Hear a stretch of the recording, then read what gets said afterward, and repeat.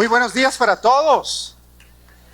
Entonces, esta es una serie global que empezamos las iglesias que estamos bajo cobertura de Casa de Dios, así que, bueno, pues vamos a ver para poder hacerlo lo mejor posible. Pero diga conmigo, el mejor vino es el que el Señor siempre pone en mi mesa. Y vamos a la Biblia, Juan capítulo 2, versículo 1 al 11. 3 días más tarde, hubo una boda en el pueblo de Caná de Galilea, y la madre de Jesús estaba allí. También Jesús y sus discípulos habían sido invitados a la boda. El vino se acabó, y entonces la madre de Jesús le dijo: ya no tienen vino. Jesús le respondió: mujer, ¿acaso es mi problema? Todavía no ha llegado mi hora. Su madre le dijo a los sirvientes: hagan lo que él les ordene. Había allí 6 tinajas de piedra de unos 100 litros de capacidad cada una. Eran tinajas de las que usaban los judíos en sus ceremonias de purificación. Jesús les ordenó a los sirvientes: llenen de agua estas tinajas. Los sirvientes las llenaron casi hasta rebosar. Jesús volvió a ordenarles: ahora saquen un poco y llévenselo al encargado de la fiesta. Así lo hicieron. El encargado de la fiesta probó el agua convertida en vino. Él no sabía de dónde había salido ese vino, pero los sirvientes sí lo sabían, pues ellos habían sacado el agua. Entonces el encargado se le acercó al novio y le dijo: todos sirven el mejor vino primero, y después, cuando los invitados ya han bebido mucho, les sirven el vino barato. Pero tú has guardado el mejor vino hasta el final. Jesús hizo esta señal, que fue la primera en Caná de Galilea, y así dio a conocer su gloria, y sus discípulos creyeron en él. ¿Sabes? Esto es una de las, viéndolo bien, esto es uno de los versos o de los pasajes de la Escritura que la gente usa mucho. Ciertas partes las sacan de contexto para poder justificar ciertas cosas, pero que realmente no las predicamos mucho. ¿Por qué no las predicamos mucho? Bueno, porque dentro de nuestro contexto latinoamericano, dentro del contexto en el cual nosotros vivimos aquí en Colombia, pues como que decir uno que Jesús llegó a multiplicar el vino en medio de una fiesta, eso nos suena como raro, ¿verdad? Eso nos suena como que: Señor, se acabó la cerveza, multiplica la cerveza. Bueno, los del whisky, el whisky. Se suena en nuestro contexto, de verdad, en nuestro contexto, el cual decimos que el alcohol, bueno, pues el alcohol sí nubla los sentidos y el alcohol te lleva a cometer cualquier cantidad de errores. Pues obviamente decimos: hey, eso no podemos predicarlo porque de repente se entiende mal. Y entonces la pregunta es: si nosotros pensamos que el alcohol es malo, entonces Jesús es un propiciador de que la gente peque. Algunos se quedan como: no sé qué decirle, pastor, yo sí creo Jesús. No, pero Jesús me salvó. Pero no, fue por eso que me salvó, porque me dio el trago para que yo me salvara luego. No me lo saque de contexto. Sí, nos suena raro, de veras, no es un pasaje fácil de decirlo. Y dicho así, de esa manera, bueno, pero ¿por qué Jesús, en medio de la fiesta, cuando María se le acerca y le dice: mi hijo, ya no hay vino, ¿por qué Él multiplica el vino? Una pregunta sencilla: ¿por qué Jesús multiplicó el vino? Ya conmigo, porque puede. Sí, no nos compliquemos, porque Él puede. Porque lo que hacía falta, ¿qué era? Algunos dirán, ¿verdad? No, es que fue porque María, la mamita, le pidió, y uno siempre hace lo que dice la mamá.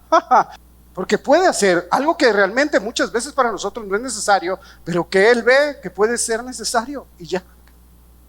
O sea, es tan sencillo, es tan sencillo. A veces nos complicamos tanto con tantas cosas de por qué Jesús, de esto, de lo otro. No, simplemente Él hizo el vino, y ahora no hizo el vino para cualquier tipo de gente. La Biblia dice que ya, o sea, que cuando el maestresala o cuando el encargado de la fiesta, bueno, el wedding planner, ¿sí?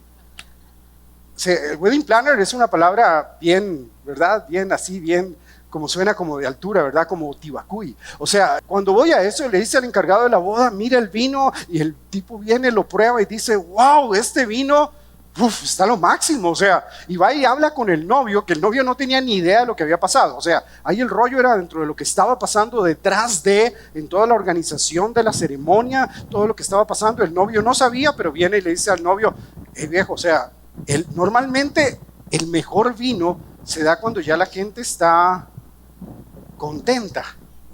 Y dice, y al contrario, tú has preparado el mejor vino. El mejor vino. Y la verdad, Jesús, ¿por qué preparó el mejor vino? ¿Por qué creen ustedes que preparó Jesús el mejor vino? ¿Por qué? Porque es la única manera como Dios sabe hacer las cosas, bien hechas.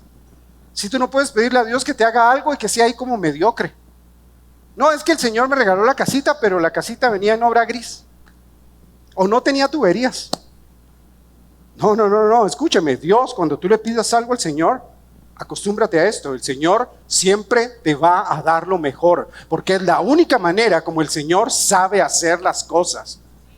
El Señor solo sabe hacer las cosas de una buena manera, así que es la manera como Él responde.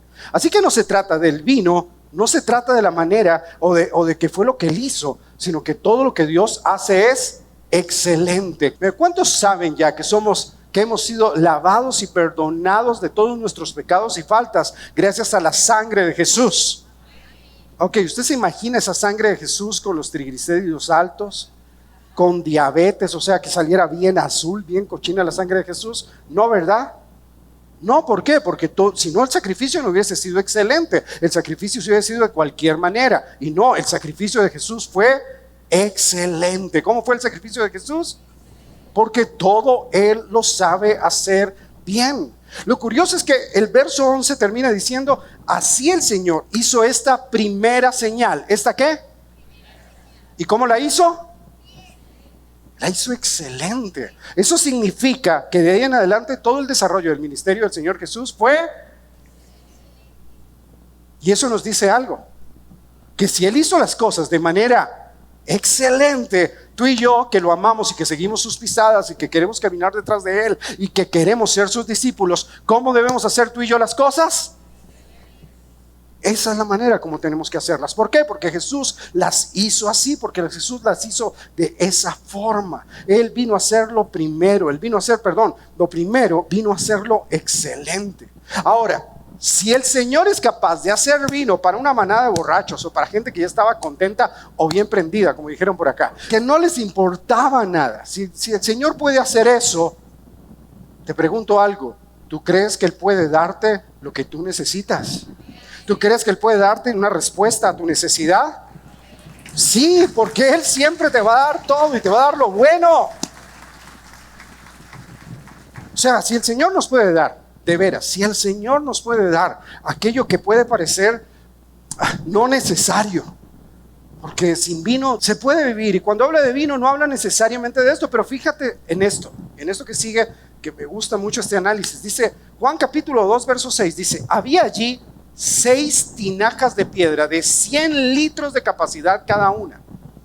O sea, de veras, eso es un montón de vino. Ahora, cuando uno ve ese contexto dentro del verso, no solamente que iban a repartir vino, obviamente no se iban a tomar los 600 litros, sino que algo les tuvo que haber quedado. Ahora, las botellas de licor hoy en día vienen aproximadamente de 750 mililitros. Si uno mira esa cuenta, uno puede decir que de los 600 litros sacaron 800 botellas de vino. Que de las 800 botellas de vino, por más invitados que hubiera, se hubieran tomado 70 botellas. Y de los que se fueron medio en sano juicio, que se dieron cuenta que el vino era bueno, les regalaron otras 30 botellas. Eso quiere decir que les quedaron a los novios, quedó en la casa de los novios, quedó en el momento de la celebración, 700 botellas de vino. O sea, tuvieron vino para toda la vida. O lo normal que hacían era que cuando tenían algo en abundancia, iban y lo vendían.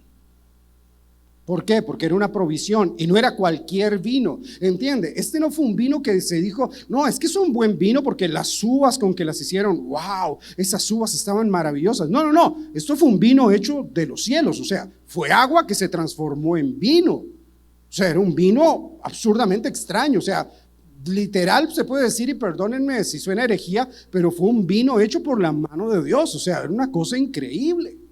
Ahora, ese vino, si ellos lo iban a vender, estamos hablando que poco a poco el vino fue cogiendo buena fama y tuvo que ir aumentando su precio.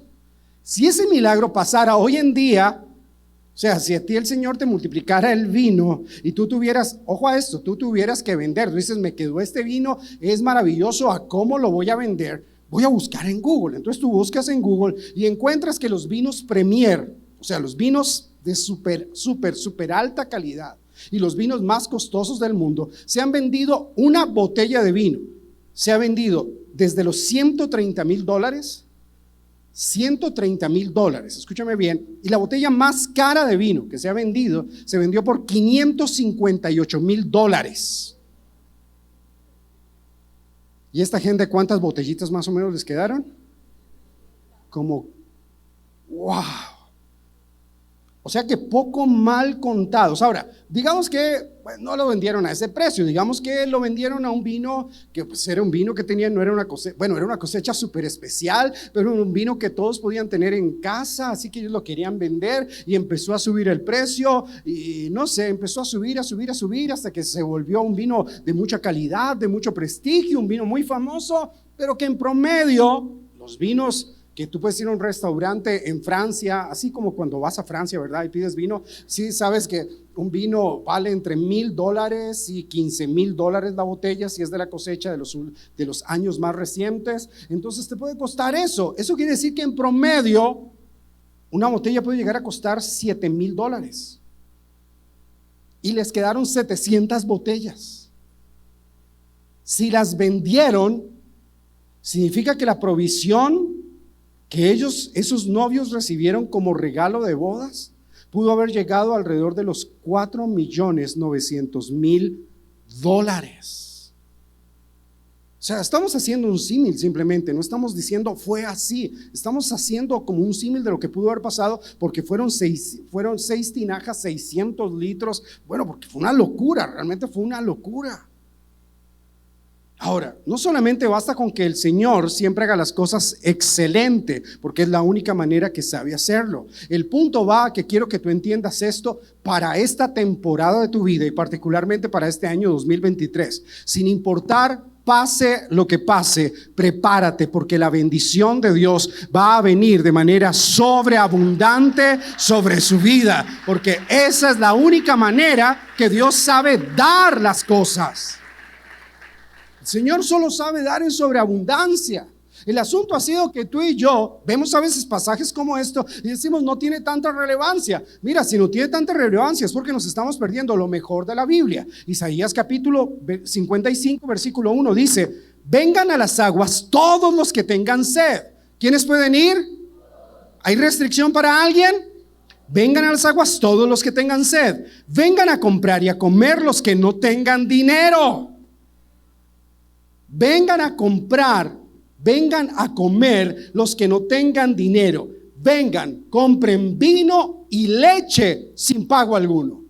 En otras palabras, es vengan por todo lo que necesiten, no tienen que pagarlo. ¿Por qué? No tienen que pagar ni la leche, que es lo que necesitamos diariamente para vivir, ni el vino, que es algo superfluo, algo superficial, algo que no es necesario, pero que de repente tú quieres, ¿ok? Tú no necesitas, escúchame, tú no necesitas tener 2 carros en tu casa, pero si quieres tenerlos, bueno, pídeselos al Señor y el Señor te los puede regalar. Tú no necesitas una casa tener una casa propia, puedes seguir pagando renta, pero si tú quieres pedirle al Señor, quiero una casa propia y quiero otra casa para que esa casa me dé renta y pueda seguir pagando esta y para después comprar otra, mira, ¿por qué no se la vas a pedir al Señor? Puedes pedírselo. La Biblia dice: vengan, compren sin dinero leche y vino, lo que necesitan y lo que quieras, puedes pedirle al Señor y venir y adquirirlo para Él.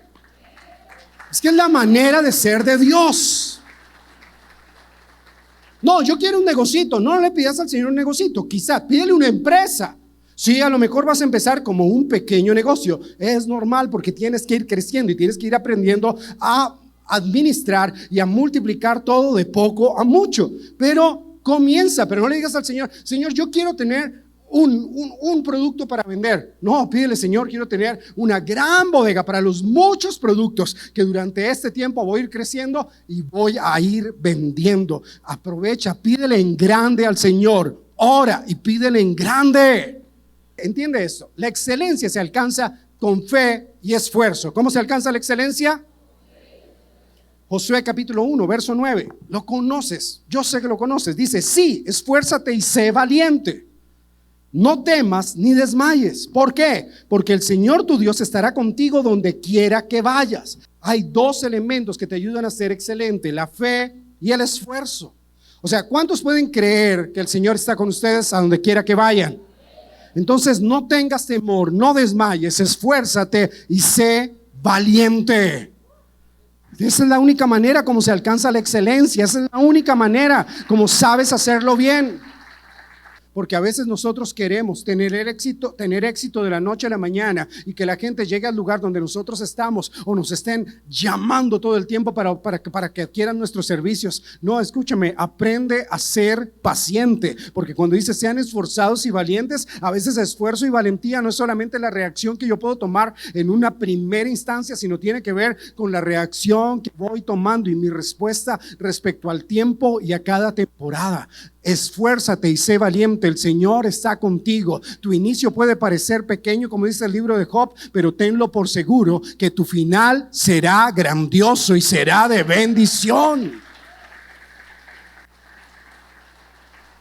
Mira, me atrevo a decirte algo: esfuérzate para creerle al Señor, sé valiente para creerle al Señor, y sin importar las deudas con que hayas empezado este año, me atrevo a declararte en esta hora que si eres esforzado y valiente, verás el respaldo de Dios en todo lo que hagas, y a final de año tus cuentas van a estar saldadas, vas a estar sin deudas, vas a estar completamente libre financieramente.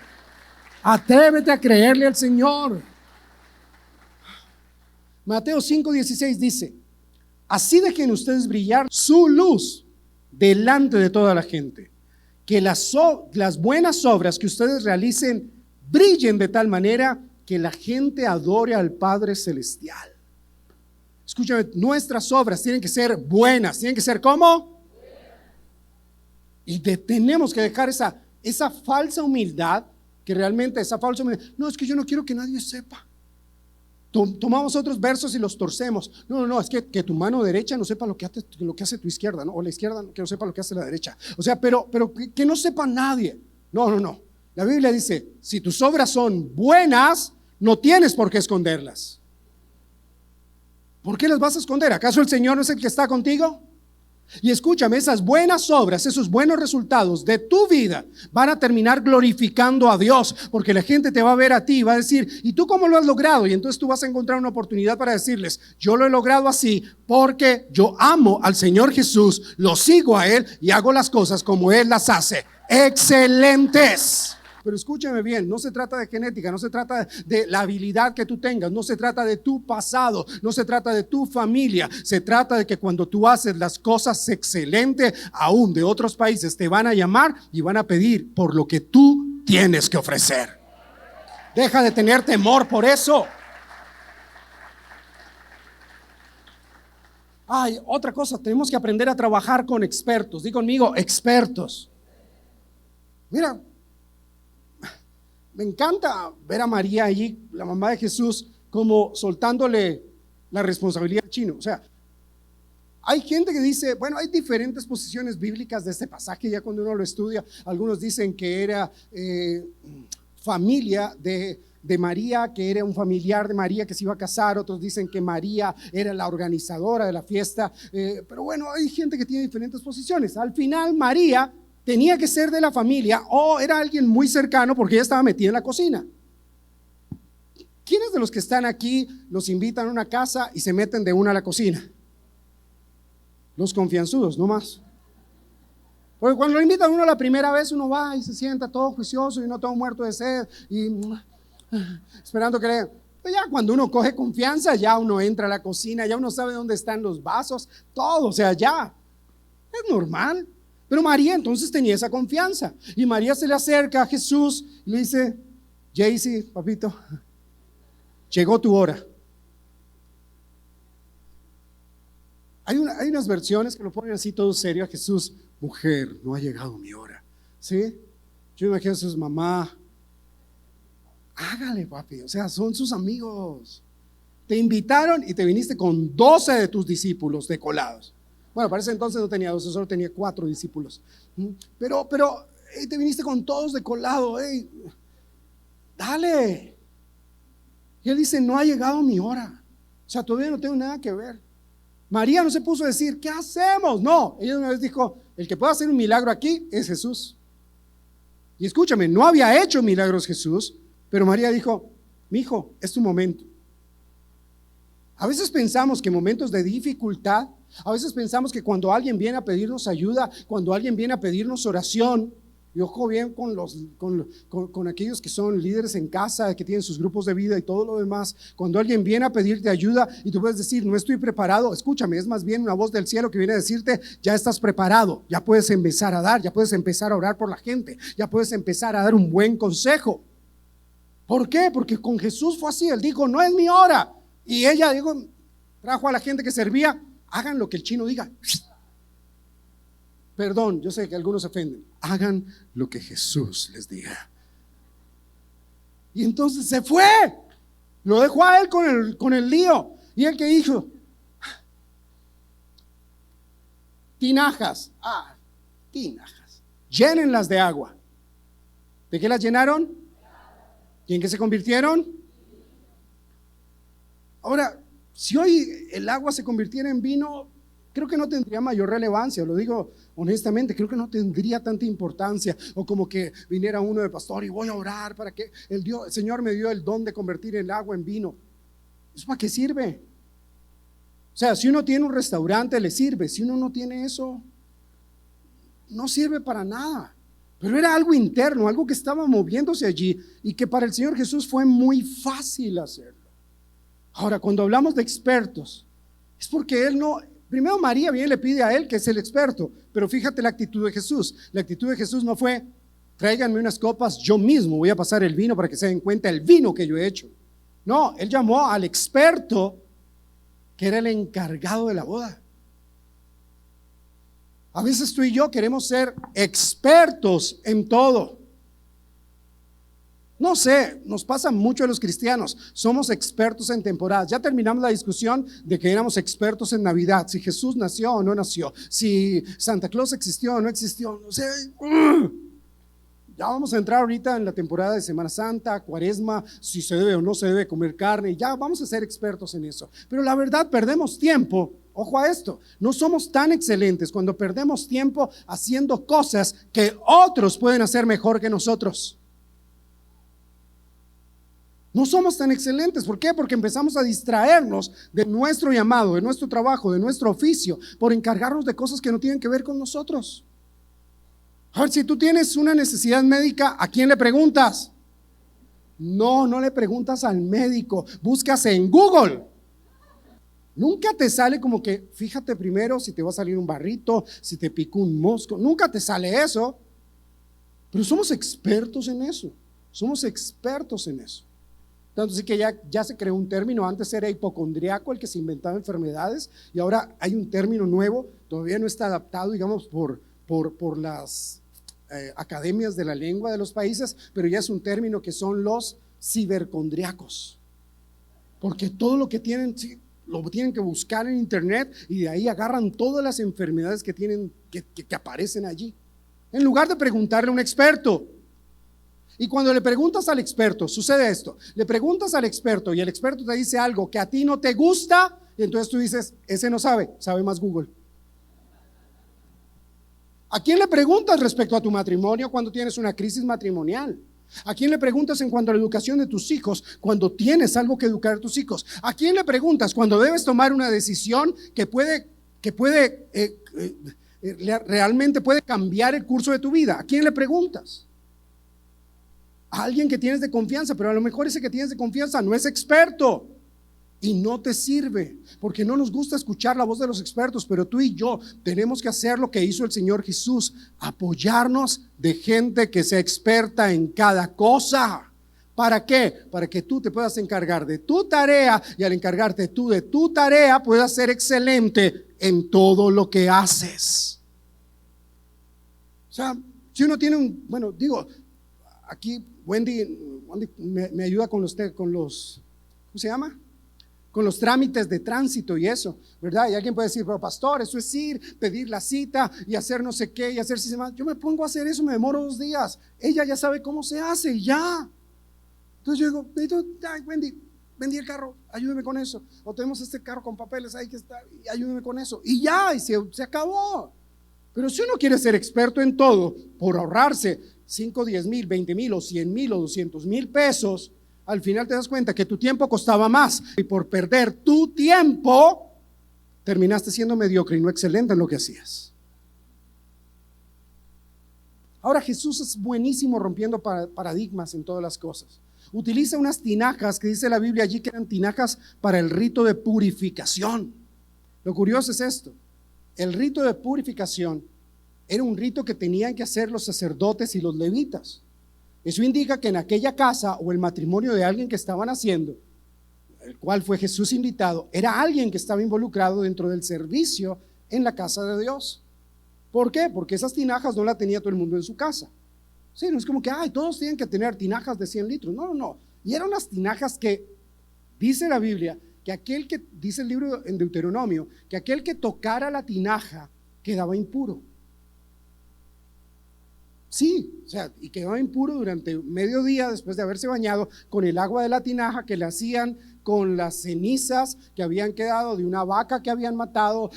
O sea, era un asunto bien largo. Así que no eran tinajas que cualquiera pudiera tocar, comillas, dentro de su rito. Pero cuando tú ves que la Biblia dice que el Señor, el agua se convierte en vino en unas tinajas para algo especial, y que luego el Señor en la cena toma una copa de vino y dice: este vino es representación de mi sangre, por las cuales sus pecados serán perdonados. El Señor rompe el paradigma de que hay cosas que no se pueden tocar porque la gente se contamina.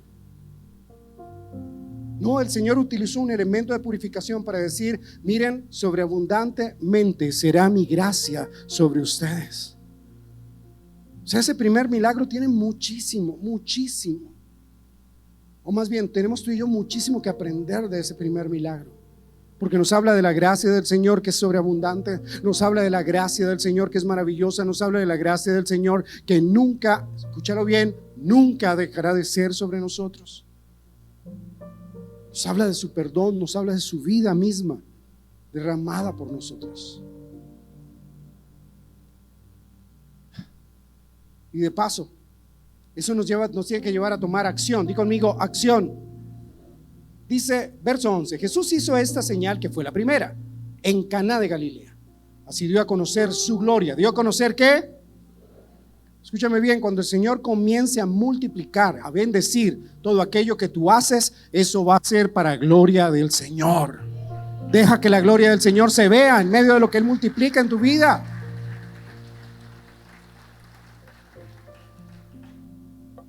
Tu trabajo puede ser un trabajo normal como el que tenemos la mayoría de las personas, o puede ser un nuevo trabajo. Un nuevo trabajo que es el que algunos no entendemos. No es que soy influencer en redes sociales, soy youtuber, instagramer, tiktoker. Uno no lo entiende y eso no significa que lo vamos a menospreciar. No, eso es romper un paradigma. Y escúchame, si tu trabajo es que tengas más seguidores por lo excelente que tú haces en medio de tus videos, en medio de lo que hagas en redes sociales, pues dale, ánimo, que Dios te bendiga y te permita y te dé la gracia de tener miles y miles de seguidores en aquello que haces. Finalmente también es la obra de tus manos. Finalmente es la obra de tus manos. Pero tenemos que estar dispuestos a hacer todas las cosas bien hechas. No todo se podrá hacer en la primera. Escúchame bien, no vamos a ser buenos simplemente a la primera.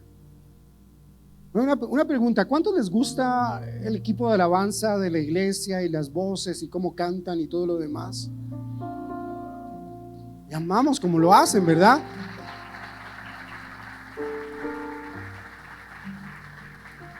Todavía les quedan 2 fines de semana, ¿cierto, Juan? Al primer grupo de clases. Sí, quedan 2 fines de semana. Ellos salen los domingos de aquí, la mayoría de ellos. Bueno, un primer grupo, tuvimos que armar 2 grupos para no quedarnos sin equipo de alabanza, pero las voces que cantan increíble. La razón por la cual yo no canto en la iglesia es porque ellos sí cantan, yo no canto. Yo canté en tiempo pasado, yo también canto, pero me falta tomar clases. Así que sí, pero ellos se van de aquí los domingos, salen de aquí, termina el servicio 12:40, está terminando el servicio. ahorita no, ahorita son 6:40, sí, pero normalmente de 12:40 está terminando el servicio porque empezamos a las 11 y se van de aquí para Bogotá, tienen que aguantarse todo el trancón de Bogotá para llegar a las 4 de la tarde para tomar una clase de 4 horas que deben tomar las voces, para regresarse, ir a comer algo y regresar de Bogotá, y normalmente están regresando entre 1 de la mañana y 2 de la mañana. Por si no lo sabían. ¿Y por qué lo hacen? Porque quieren servirle al Señor de una manera excelente. No te lo digo porque sean ellos, te lo digo porque a lo mejor tú dices: yo no tengo tiempo para hacerlo. No, yo no tengo tiempo para estudiar, yo estoy muy viejo para eso. Eso le toca a otra generación, eso es ellos que son jóvenes. No. O sea, si tú lo que sabes hacer, lo sabes hacer bien, genial. Pero si puedes estudiar y puedes capacitarte y puedes ampliar tu rango de acción, ¿sabes qué? Hazlo mejor. Y ahora, si ya lo sabes hacer súper bien, ¿sabes qué? Comienza a hacer lo otro que el Señor nos manda a hacer. Comienza a ser discípulos. En otras palabras, comienza a enseñarle a otros. Que puede ser a través de redes sociales, puede ser abriendo un curso, puede ser invitando gente gratis a tu casa, que les enseñes a hacer muñequitos, que les enseñes a hacer, manualidades, o que les enseñes cocina, o que les enseñes a otras cosas. Pero puedes hacerlo mejor. Di conmigo: yo puedo hacerlo mejor. Y eso es una de las cosas, lo primero que tenemos que entender de este milagro, que excelencia siempre va a ser la diferencia en nuestra vida. Si eres excelente, vas a ser diferente a todos los demás. Si eres excelente, vas a ser diferente a todos los demás. ¿Sabes por qué? ¿Sabes por qué la canción de Shakira ha llegado al número 1? Hay canciones más arrancavenas que esos y que dicen más cosas, pero ¿sabes por qué esa canción fue tan polémica y se convirtió en la canción número 1 a nivel del mundo en menos de 48 horas? Porque quien la canta es una persona excelente. En mi época de joven, si suena re mal, pero ya estoy viejo, pero en mi época de joven, cuando tenía como 15, 16 años, hace un par de años nomás, llegué a la iglesia, y entonces en la iglesia comenzaron a surgir ciertos artistas. En la iglesia no, empezaron a surgir justo en ese momento un gran movimiento artístico en Colombia. Juanes, Shakira, Carlos Vives, y empezaron a moverse un montón de artistas, ¿sí? Y cuando ellos empiezan a salir, la respuesta de la iglesia fue la respuesta más tonta, pero fue la respuesta que sacó la iglesia, o que sacamos como iglesia en los años 90. ¿Cuál fue? Es que ellos son así de buenos porque tienen un pacto con el diablo. O sea, no me venga con cuentos de que el diablo, que nunca ha creado nada, es mejor que Dios, que es el creador de todas las cosas, el Señor del universo, tu Salvador, tu Redentor. No me digas que Él es más poderoso y que gente que tenga la influencia, así fuera verdad, no me digas que esa gente va a tener más influencia que tú. Ay, no me digas eso. O sea, espero hacerme entender bien. Es que a veces le queremos otorgar mucha influencia al enemigo y no sé qué. Y la verdad, a lo mejor sea verdad o no sea verdad, la verdad es que esa gente no deja de cantar, no deja de estudiar, no deja de prepararse, no dejan de ser los mejores. Y en cambio tú y yo medio hacemos algo, uy, para la gloria de Dios, eso ya me fajé. No, nunca, escúchame, no te canses, porque la Biblia dice: vengan los que tengan sed. ¿Los que tengan qué? O sea, alguien que sed. ¿Cuándo se nos quita la sed? ¿Cuándo se te quita la sed? Nunca. O sea, uno se puede sentir lleno y se puede sentir satisfecho, pero al ratico ya vuelve a tener. Entonces el Señor está diciendo: vengan, ustedes tienen que tener una actitud de gente que no se sacia, de gente que busca, que quiere más, que quiere lo mejor. ¿Por qué? Porque el Señor quiere darte lo mejor, porque Él tiene todo en sobreabundancia y quiere bendecirte grandiosamente, porque es tu papá, porque es lo que Él sabe hacer. No sabe hacerlo de otra manera. En lo que hagas, ten sed y sé el mejor. Eso va a ser la diferencia en tu vida. Y lo segundo que va a hacer es que excelencia también te da influencia. Excelencia te da influencia, sin duda alguna.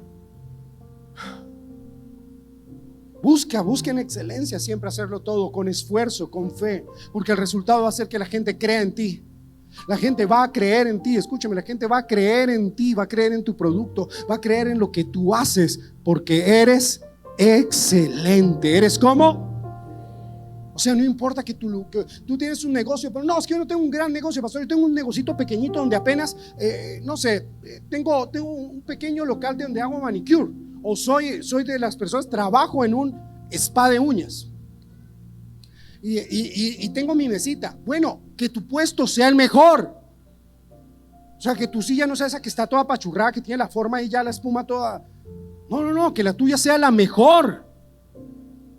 Y verás cómo te van a hacer fila a los clientes. Te hacen fila a los clientes. Ay, no, pastor, pero es que tiene que haber para todos. Sí, pero que tú puedas decir, yo le delego a los demás porque llegan a buscarme a mí porque soy el mejor. Que si eres contador o abogado, o que si eres ingeniero, o sea lo que sea, que la gente llegue a buscarte porque sabe que cuando te encuentra a ti, encuentra a alguien que hace las cosas como Dios las hace, excelentemente. Que la gente te busca porque tú eres incorruptible. Que la gente te busca porque tú haces las cosas como deben hacerse. Y la gente pueda ver ese resultado en ti, porque al final es el resultado de lo que Jesús está haciendo en nosotros. O sea, me gusta que la excelencia no sea un fruto del Espíritu Santo, porque entonces diríamos, yo no soy excelente porque el Señor no me ha dado ese don de ser excelente. La excelencia es algo que se busca. Lo tienes que buscar cada día, lo tienes que buscar cada mañana, lo tienes que buscar con ansias. Estamos comenzando nuestro tiempo de ayuno y nos gusta terminarlo con algo que hemos llamado la fiesta de primicias, el primer fin de semana del mes de febrero. ¿Por qué? Porque tomamos y decimos, Señor, venimos tan llenos de nosotros que ¿sabes qué? Vamos a tomar un tiempo para ayunar y al final vamos a entregarte a ti lo mejor. Y de lo mejor el Señor va a sacar un fruto inmenso. Déjate sorprender por Dios. Déjate sorprender por Dios. En mi propia vida yo he tenido que darme cuenta, y hay momentos donde le he dicho a mi esposita y se lo hablo a ella, le hablo de mis temores. Le digo, amor, fíjate que tengo un temor. ¿Cuál? No, tengo el temor de que esto que Dios me está dando no lo merezca. Y eso tiene que ver con mi estima, no con que Dios no quiera dármelo. Es que tengo el temor de que Dios me bendiga y entonces comiencen a pasar las cosas que hemos soñado. Y entonces como que más bien saboteo mi vida. Entonces si vamos muy prendidos en oración, entonces más bien como que dejo de orar porque ya estoy como que Y lo digo en mi vida. Pero no tiene que ver nada con Dios ni con lo que Él pueda darnos. Tiene que ver conmigo. Ahora te lo hablo conmigo, pero sé que muchos de los que estamos aquí, o algunos, o a lo mejor uno más de los que estamos aquí, vamos a decir, Dios nos está bendiciendo y me asusta la bendición de Dios. Y alguno quizá diga, no, o sea, si Dios me bendice, ahora sí me va a tocar ponerme juicioso. Dios te va a bendecir. Déjate sorprender por Él, cambia tu manera de pensar, comienza a darte cuenta que Dios es el dueño de todo. Comienza a darte cuenta que Él es tu Padre y quiere darte lo mejor. Comienza a darte cuenta que vale la pena creer en Dios, que puede multiplicar y sobreabundar todas las cosas. Y es más, puede darte aún hasta los deseos más profundos de tu corazón. Comienza a confiar en Él, comienza a creer en Él, sin ningún temor, sin ningún miedo. Porque la bendición de Dios depende de la excelencia de quien es Él y de la fe y el esfuerzo que tú le pongas a Él. No hay victoria sin peleas. No hay victoria si no hay guerra. Recuérdense, leí un montón de versos, pero entre los que leí hoy, Mateo 5 dice, deje que su luz alumbre. Y si alumbra es porque hay oscuridad, y cuando llega la luz es inevitable que haya una lucha entre la luz y las tinieblas. Pero deja que esa luz brille en medio de los demás, para que puedas ver la victoria. No la escondas, no la ocultes. Si eres bueno en algo, sé bueno en eso. Si estás fallando en algo, habla con alguien y dile: mira, estoy fallando en esto, tengo una necesidad en esto. Eso también es dejar ver la luz. Tengo temores en esto, ve y háblalo con alguien. Santiago 5:16 dice: confiésense sus pecados, sus faltas, sus debilidades unos a otros, y al final van a ser sanados. Eso también es excelencia. Pero que tú puedas decir: voy a ver la victoria y no voy a permitir que nada detenga la bendición de Dios en mi vida. Ni siquiera yo mismo voy a permitir que la bendición de Dios se detenga en mi vida. Porque escúchame, por encima de tus miedos y tus temores está la libertad que el Señor puede y quiere darte. Atrévete a creerle que Él te va a dar la victoria.